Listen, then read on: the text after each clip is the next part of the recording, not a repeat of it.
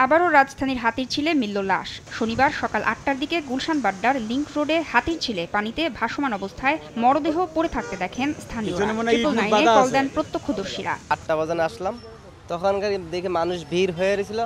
লাশ মনে করেন ব্রিজের দিকে এদিকে আসতে লোকজন পথচারীরা পুলিশকে ফোন দেয়, তাৎক্ষণিক পুলিশ আসে, ফায়ার সার্ভিসের দল আসে, তারা ওখান থেকে লাশটাকে পাশে নিয়ে উপরে উঠে। বাড্ডা থানা পুলিশ এসে মৃতদেহটি উদ্ধার করলেও কোনোভাবেই নিশ্চিত হতে পারছিল না নিহত ব্যক্তির পরিচয় সম্পর্কে। এ সময় ঘটনাস্থলে আসে সিআইডির ক্রাইম সিন ইউনিটও। শেষমেশ মরদেহের ফিঙ্গারপ্রিন্ট নিয়ে শনাক্ত করা সম্ভব হয় তার পরিচয়। লাশ ময়নাতদন্তের জন্য পাঠানো হয় সোহরাওয়ার্দী মেডিকেল কলেজের মর্গে। পুলিশ জানায় নিহত ব্যক্তির নাম মোহাম্মদ রবিন। তার গ্রামের বাড়ি কুমিল্লার চান্দিনায়। প্রাথমিকভাবে মরদেহের শরীরে আঘাতের চিহ্ন পাওয়া যায়নি।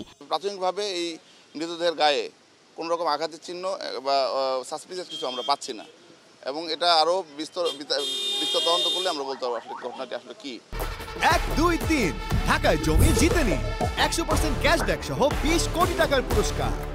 নিহত ব্যক্তির নামে চুরি এবং ডাকাতির দুটি মামলা রয়েছে। প্রাথমিকভাবে নিহতকে ভবঘুরে মাদকাসক্ত হিসেবে ধারণা করেছে পুলিশ। এর আগে চলতি মাসের 15 এপ্রিল হাতিরঝিল থেকে ভাসমান অবস্থায় ফয়েজ চৌধুরী নামে এক যুবকের মরদেহ উদ্ধার করা হয়েছিল। তাসনিয়া, নিশাত, মিম, সময় সংবাদ, ঢাকা।